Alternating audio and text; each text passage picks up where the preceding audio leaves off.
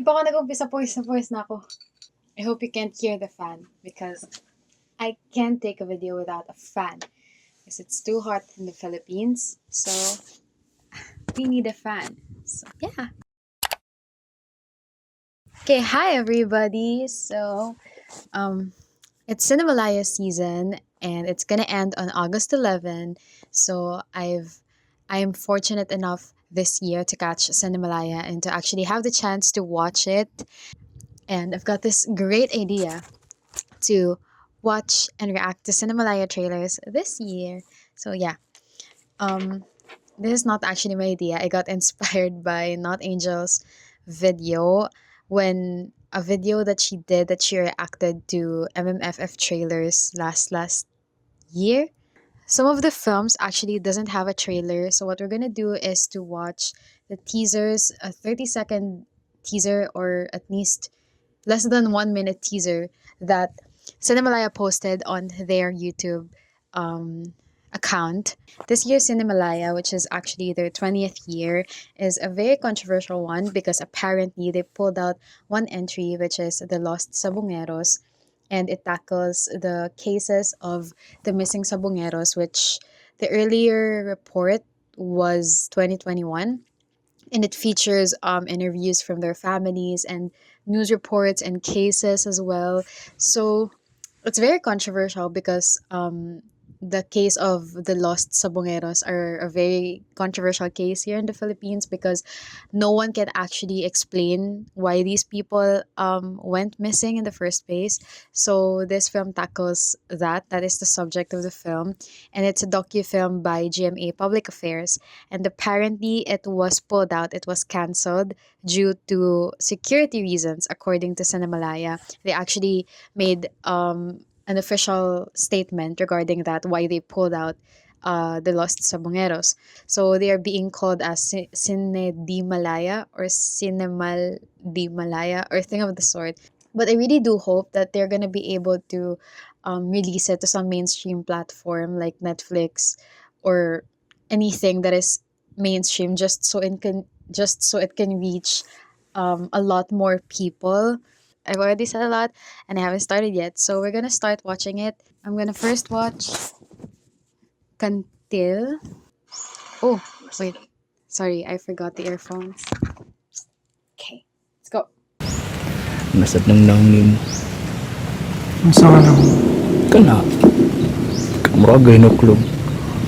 I think this is a romantic film. Or like there's romance between the two people. May mga lumipat na ba? I will try to coordinate with NHA para mapabilis yung water connection. Pero, baka sa kuryente tayo matagalan. Tan, Kapas-pas ba naman ibalik? Oh, someone died? Nakatungkol ka na ba sa mga istorya, ma'am? Ka na mga istorya bahay sa kantil? Wala ba talaga sa inyo nakakita, nakarinig, kahit ano kagabi? What is this? Wait, is this supernatural or like is this a crime story? Yes. Yes to sports, no to drugs. Kita na to balik. Kantibok kalibutan. Kani. Kantibok universe. Ato ni sa taon.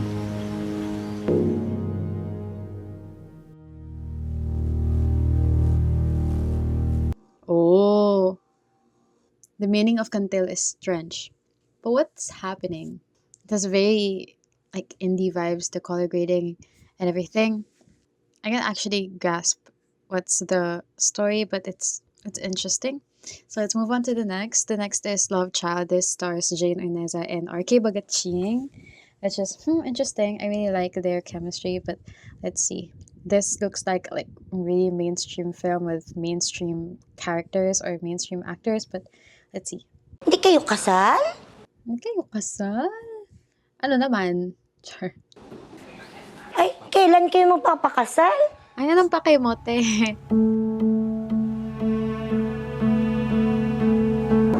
Rom-com. Ha?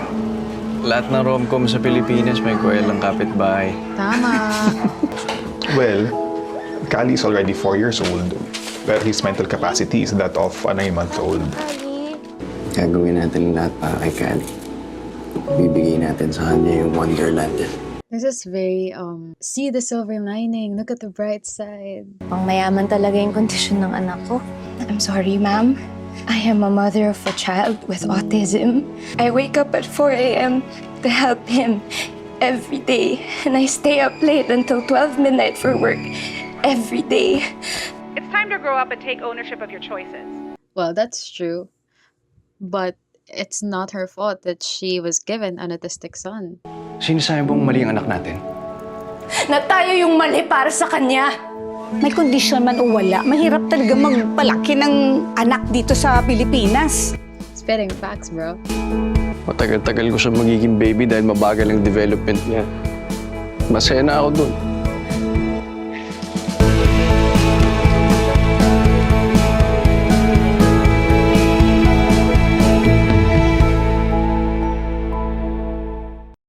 It's very promising, and I really do love the chemistry of Jane and RK. So, yeah, I feel like this is gonna be like a good film that you can watch with your parents or with your family. The next we're gonna watch is an errand. So, I've learned recently that Thea from Spit is part of this. I don't know if she's an actress in this or like she's a production staff, but it suddenly made the film interesting for me. Pakikuha ng t-shirt ko. Givenchy, yung may design ng Mona Lisa sa Taray. harap. I feel like this is like a crime story. The vibes is very that anyway.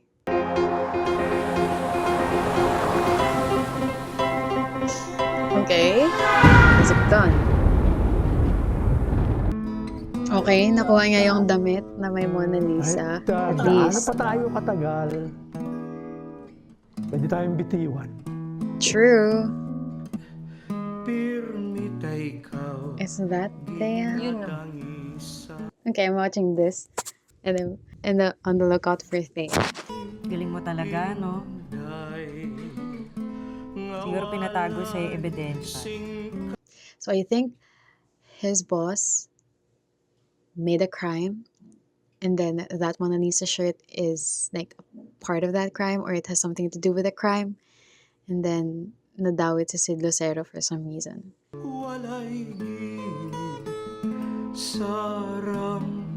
Whatever this thing's gonna be, I feel like the car is a very, very important aspect of the film. Anyway, I didn't see Thea in the trailer. That sucks. But we're gonna move on to the next, which is Basho. So I've read that this is filmed in Japan. So it's very interesting. Let's see.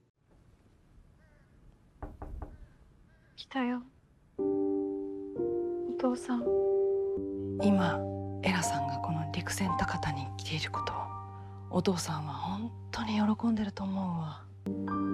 You had everything with him. 何を期待してここに来たの？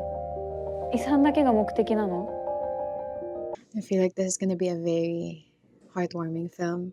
It features death and grief and reconnecting between two sisters. He couldn't come back for me because he chose to be here with you.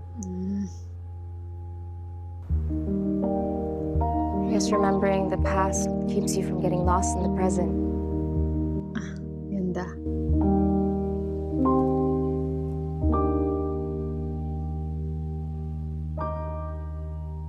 I feel like that is gonna be a very good watch as well. I think a film that you can watch with your family.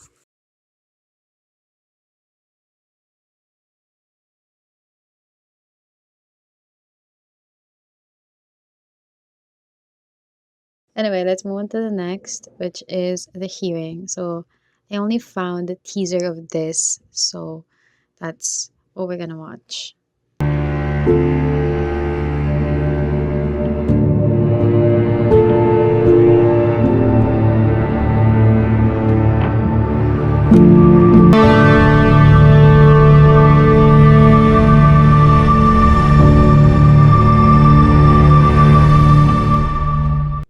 Okay, that's it.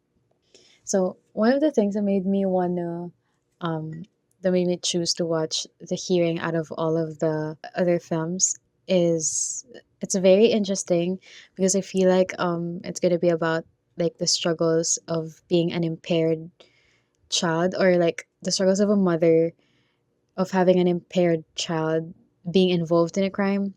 I think it's very interesting because it talks about the legal system and how it deals with people like this and how vulnerable these people are when it comes to these kinds of things. We're now going to watch Balota. So it stars Marian Rivera.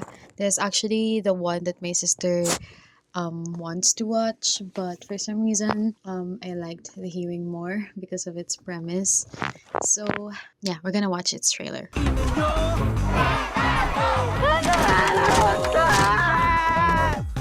Ang kakampi nyo, ang kakampi ko.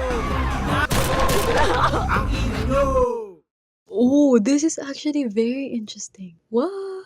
I think it talks about elections and how the votes are being manipulated. This might be a good watch too. Okay, the next we're gonna watch is Tumandok.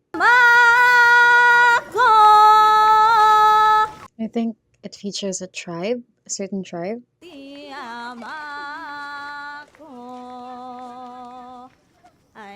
Oh, that's a very good shot.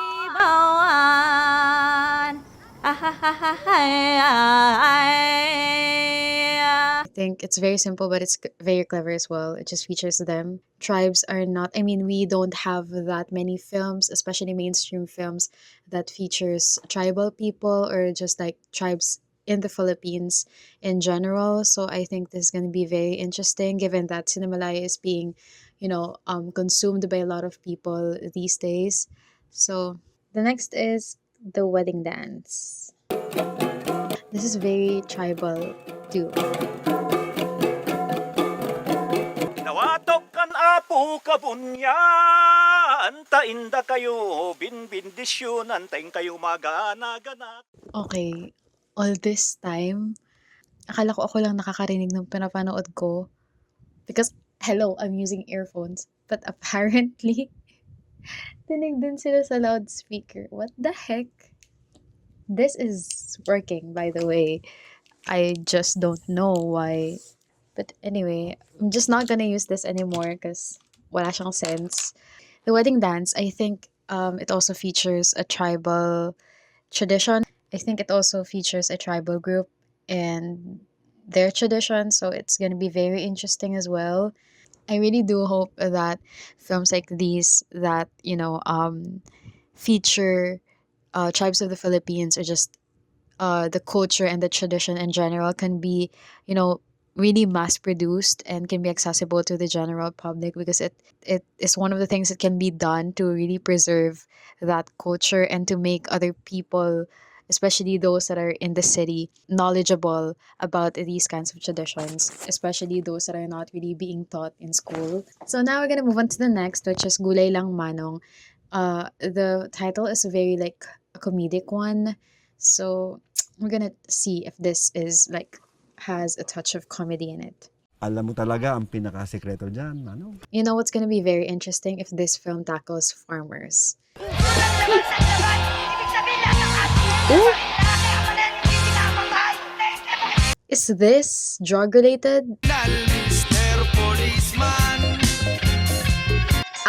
Yeah.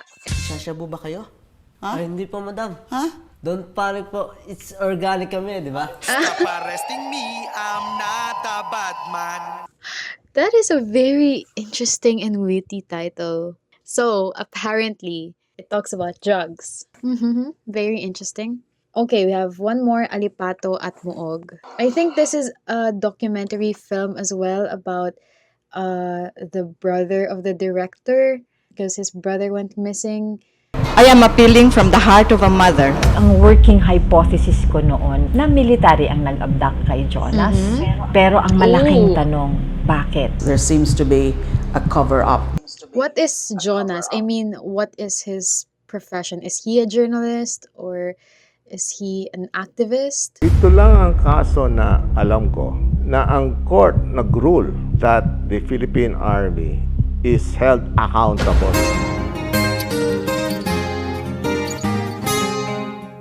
this is so sad for the brother, which is the filmmaker. But I feel like this is a very beautiful like ode to his brother because it was said here that through the film they were, you know, continuously searching for the reasons behind the disappearance of his brother.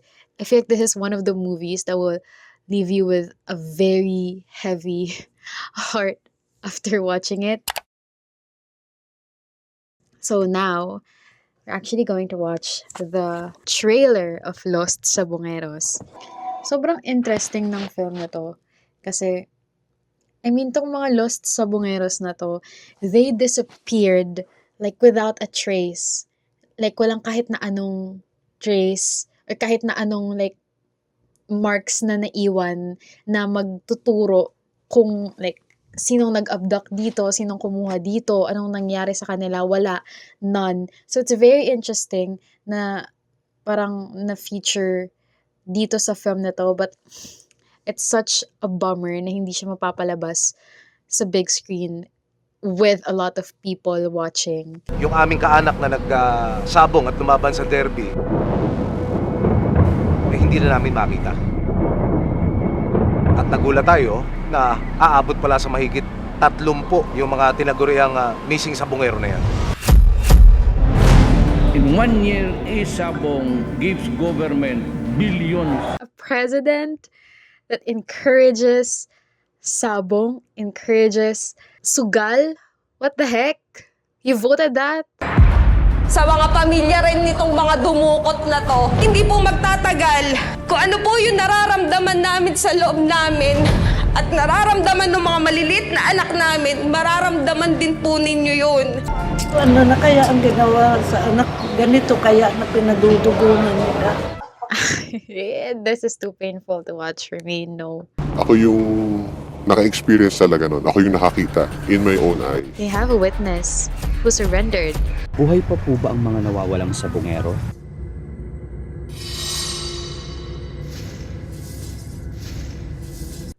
This made me very afraid for some reason. Making this kind of film takes a lot of guts and a lot of courage and bravery because yung kinakalaban nila, I feel like this is a very big person and their safety is compromised the moment that they had this subject in mind. But they still made it. They still did the film. They filmed it, they edited it, they produced it. And the only thing missing is the film being, you know, shown to the mass public. But unfortunately, we're not going to be able to see this film soon. The people who made this film did not think about their safety when they were making this film. They thought about justice. They thought about telling the stories of these people.